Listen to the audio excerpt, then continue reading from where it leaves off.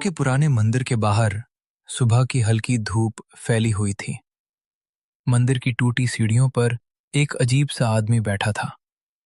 धूल से भरे कपड़े, उलझी हुई लंबी जटाएं और चेहरे पर थकान का मुखौटा। उसे देखकर ऐसा लगता था जैसे वर्षों की कठिन तपस्या करके आया कोई सिद्ध साधु हो। गांव वाले दूर खड़े होकर फुसफुसाने लगे, अरे देखो देखो, कौन महात्मा आए हैं। चेहरा तो बड़ा तेजस्वी लग रहा है। शायद कोई बड़े तपस्वी है। ऐसे साधु रोज रोज नहीं आते। पंडित धीरे धीरे आंखें खोलता है और कमजोर आवाज में बोलता है, बच्चों, कई दिनों से अन्न का एक दाना भी नसीब नहीं हुआ। प्रभु की इच्छा समझकर सहन कर रहा हूं। इतना सुनते ही एक बूढ़ी औरत तुरंत आगे बढ़ती है। अरे महाराज, ये क्या कह रहे हैं? आप यहीं ठहरिए, मैं अभी दूध और रोटी लेकर आती हूँ। कुछ ही देर में वो थाली लेकर लौटती है।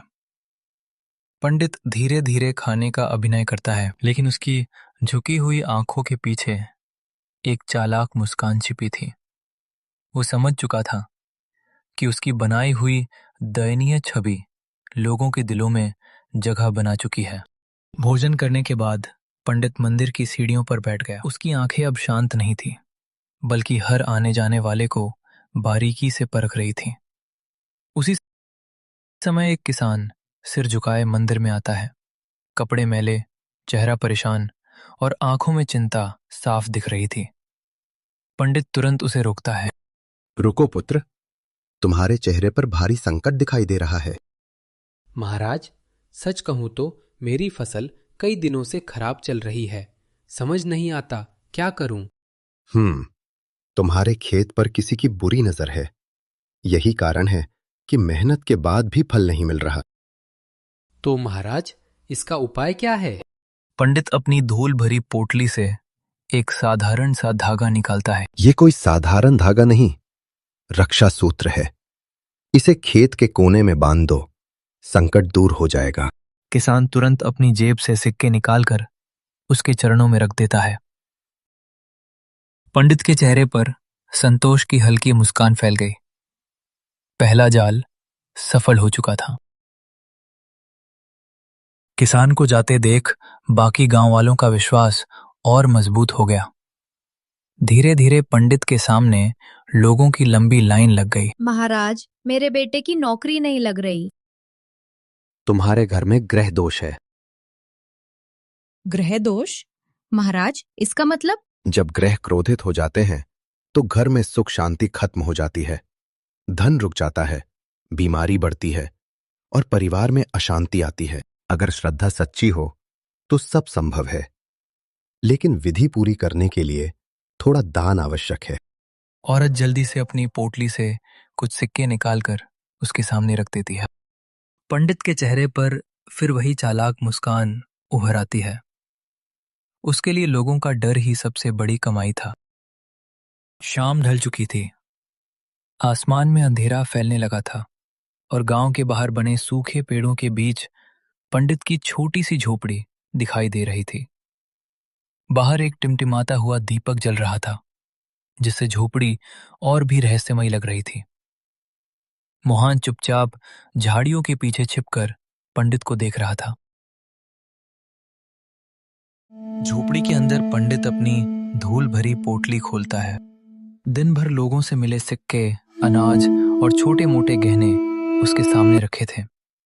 पंडित उन्हें गिनते हुए हल्की हंसी हंसता है। वाह रे भोले लोग, थोड़ी सी धूल और दो मीठी बातें और सब कुछ मेरे कदमों में। तो मेरा शक सही था, ये आदमी सच में ठग है। अचानक पंडित को बाहर किसी आहट का एहसास होता है। कौन है वहां? लगता है मुझे अब ज्यादा सावधान रहना होगा। वह वापस झोपड़ी में चला जाता है और पोटल मोहन गहरी सांस लेता है। अब उसे यकीन हो चुका था कि इस धूल वाले पंडित का सच जल्द ही सबके सामने लाना होगा। मोहन अंधेरे में धीरे धीरे वहां से निकल जाता है। अगली सुबह गांव में हल्की धुंध फैली हुई थी।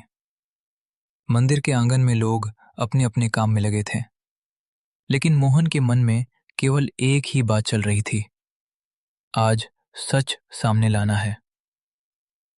वह अपनी पुरानी कंबल में चांदी का टुकड़ा और नकली मंत्रों वाले कागज छिपाकर सीधे गांव के मुखिया के घर पहुंचता है। अरे मोहन, सुबह सुबह कैसे आना हुआ? मुखिया जी, गांव पर बड़ा धोखा मंडरा रहा है। वो धूल वाला पंडित कोई सिद्ध पुरुष नहीं, ठग है। मुखिया चौंक कर उसे देखता है। तुम्हें होश है? क्या बोल रहे हो? कल ही उसने मेरे घर आकर शुभ आशीर्वाद दिया है। ये देखिए, नकली मंत्र, लोगों के सामान और चालाकी से जुटाए सबूत। वह लोगों की बातें छिपकर सुनता है और फिर चमत्कार बनाकर बेचता है। अगर तुम्हारी बात सच है तो इसे साबित करना होगा। बिना सबूत भीड़ तुम्हारी नहीं मानेगी। बस मुझे एक मौका दीजिए, आज उसका सच खुद उसके मुंह से निकलवाऊंगा। अगर जानना चाहते हैं कि मोहन ने धूल वाले पंडित का भंडा फोड़ कैसे किया और गांव वालों के सामने उसका सच कैसे उजागर हुआ, तो पार्ट 2 देखने के लिए अभी कमेंट करें। पार्ट